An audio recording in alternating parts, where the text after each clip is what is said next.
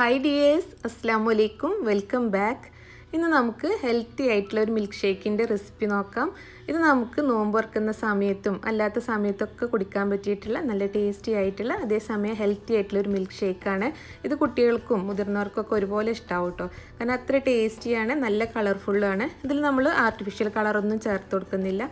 അപ്പോൾ നമുക്ക് എങ്ങനെയാണ് ഈ ഒരു മിൽക്ക് ഷേക്ക് ഉണ്ടാക്കിയെടുക്കുന്നതെന്ന് നോക്കാം. അപ്പോൾ അതിന് മുൻപായിട്ട് ആദ്യമായിട്ടാണ് നിങ്ങൾ ഈ ചാനൽ കാണുന്നതെന്നുണ്ടെങ്കിൽ സബ്സ്ക്രൈബ് ചെയ്യാനും അതുപോലെ നിങ്ങളുടെ അഭിപ്രായങ്ങൾ കമന്റിലൂടെ അറിയിക്കാനും മറക്കരുത്.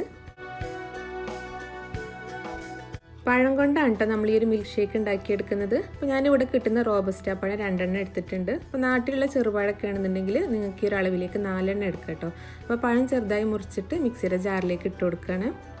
ഇനി നമുക്കിതിലേക്ക് മധുരത്തിന് ആവശ്യമായിട്ടുള്ള ഈത്തപ്പഴം ചേർത്ത് കൊടുക്കാം. അപ്പോൾ ഞാനൊരു 12 ഈത്തപ്പഴമാണ് എടുത്തിട്ടുള്ളത്. കുരുവൊക്കെ കളഞ്ഞിട്ട് എടുത്തിട്ടുണ്ട്. അപ്പോൾ ഇത് സോഫ്റ്റ് ആയിട്ടുള്ള ഈത്തപ്പഴം ആയതുകൊണ്ടാണ് ഞാൻ സോക്ക് ചെയ്ത് വെക്കാത്തത്.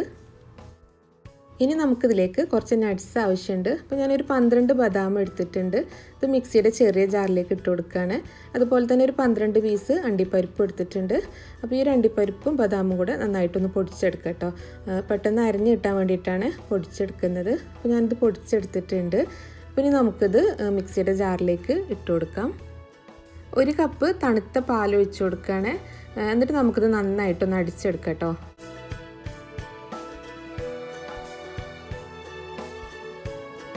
ഇപ്പോൾ ഇത് നന്നായിട്ട് അടിച്ചെടുത്തിട്ടുണ്ട്. ഇനി നമുക്കിതിലേക്ക് ചേർത്ത് കൊടുക്കേണ്ടത് ബീട്രൂട്ടാണ്.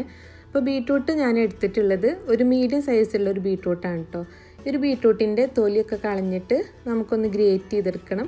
അല്ലെങ്കിൽ ചെറുതാക്കി മുറിച്ചെടുത്താലും മതി. ഗ്രേറ്റ് ചെയ്തെടുക്കുകയാണെന്നുണ്ടെങ്കിൽ ഇത് പെട്ടെന്ന് കുക്കായി കിട്ടും. അപ്പോൾ ബീട്രൂട്ടൊക്കെ ഞാനിതാ ഗ്രേറ്റ് ചെയ്തെടുത്തിട്ടുണ്ട്. ഇനി നമുക്കിതൊരു സോസ് പാനിലേക്ക് ഇട്ട് കൊടുക്കാം.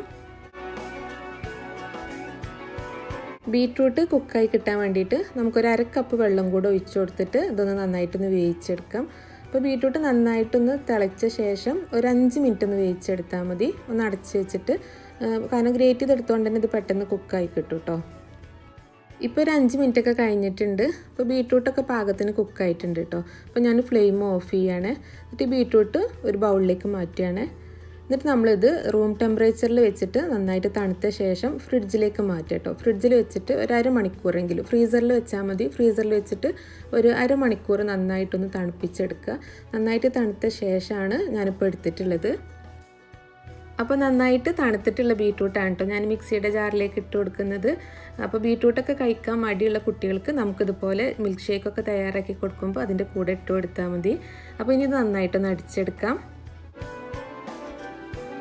ബീട്രൂട്ടൊക്കെ നന്നായിട്ട് അടിച്ചെടുത്തിട്ടുണ്ട്. അപ്പോൾ ഇനി നമുക്കിതിലേക്ക് ബാക്കിയുള്ള പാലും കൂടെ ഒഴിച്ചു കൊടുക്കാം.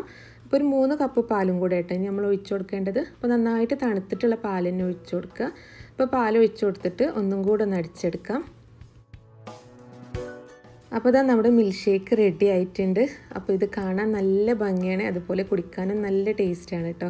അപ്പോൾ നിങ്ങൾക്ക് വേണമെന്നുണ്ടെങ്കിൽ ഇതിൽ കുറച്ചും കൂടെ ഐസ് ക്യൂബ്സ് ഒക്കെ ചേർത്ത് കൊടുക്കാം. അപ്പോൾ ഞാനതൊന്നും ചേർത്ത് കൊടുക്കുന്നില്ല. കാരണം നോമ്പ് തുറക്കുന്ന സമയത്ത് നമ്മൾ ഒരുപാട് തണുത്തത് കഴിക്കുന്നതിലേറെ ഒരു പാകത്തെ തണുപ്പുള്ള മിൽക്ക് ഷേക്കൊക്കെ കുടിക്കുന്നതായിരിക്കും നല്ലത്. അപ്പോൾ ഇത് നിങ്ങളെല്ലാവരും ഒന്ന് ട്രൈ ചെയ്ത് നോക്കണം കേട്ടോ. കാരണം നല്ല ഹെൽത്തിയാണ്, അതേപോലെ നല്ല ടേസ്റ്റിയാണ്. ഇതിൽ ബീട്രൂട്ടിൻ്റെ ടേസ്റ്റ് ഒന്നും അറിയേയില്ല കേട്ടോ. നമ്മൾ പറഞ്ഞാൽ മാത്രമേ അറിയുള്ളൂ. അപ്പോൾ ഈ ഒരു മിൽക്ക് ഷേക്ക് നിങ്ങളെല്ലാവരും ഒന്ന് ഉണ്ടാക്കി നോക്കുക. ഉണ്ടാക്കി നോക്കിയാൽ നിങ്ങൾക്ക് തീർച്ചയായിട്ടും ഇഷ്ടമാവും. എന്നിട്ട് നിങ്ങളുടെ അഭിപ്രായങ്ങൾ കമൻറ്റിലൂടെ അറിയിക്കാൻ മറക്കരുത്. അതുപോലെ ബീട്രൂട്ട് വെച്ചിട്ട് ഞാനിതിന് മുൻപ് ഒരു ജ്യൂസ് റെസിപ്പി അപ്ലോഡ് ചെയ്തിട്ടുണ്ടായിരുന്നു. ബീട്രൂട്ടും മുന്തിരിയും കൂടെ വെച്ചിട്ടുള്ള ഒരു വൈനിൻ്റെ ടേസ്റ്റുള്ള ഒരു ജ്യൂസ്. അത് നമുക്ക് ഒരാഴ്ച വരെയൊക്കെ ഉണ്ടാക്കിയിട്ട് ഫ്രിഡ്ജിൽ വെക്കാവുന്നതാണ്. അപ്പോൾ അതിൻ്റെ ലിങ്ക് ഞാൻ ഡിസ്ക്രിപ്ഷനിലും കമൻറ്റിലും കൊടുക്കാം. അപ്പോൾ നമുക്ക് നോമ്പിനൊക്കെ ഉണ്ടാക്കി വെക്കാൻ പറ്റിയിട്ടുള്ള നല്ല ടേസ്റ്റി ആയിട്ടുള്ളൊരു ജ്യൂസാണ് കേട്ടോ. അപ്പോൾ ഈ ഒരു റെസിപ്പി നിങ്ങൾക്ക് എല്ലാവർക്കും ഇഷ്ടമായിട്ടുണ്ടാവുമെന്ന് കരുതുന്നു. ഇഷ്ടമായിട്ടുണ്ടെന്നുണ്ടെങ്കിൽ വീഡിയോ ലൈക്ക് ചെയ്യാനും ഷെയർ ചെയ്യാനും, ചാനൽ ഇതുവരെ സബ്സ്ക്രൈബ് ചെയ്യാതെ കാണുന്നവരാണെന്നുണ്ടെങ്കിൽ സബ്സ്ക്രൈബ് ചെയ്യാനും മറക്കരുത്. അപ്പോൾ അടുത്ത നല്ലൊരു വീഡിയോ ആയിട്ട് വീണ്ടും കാണാം. താങ്ക്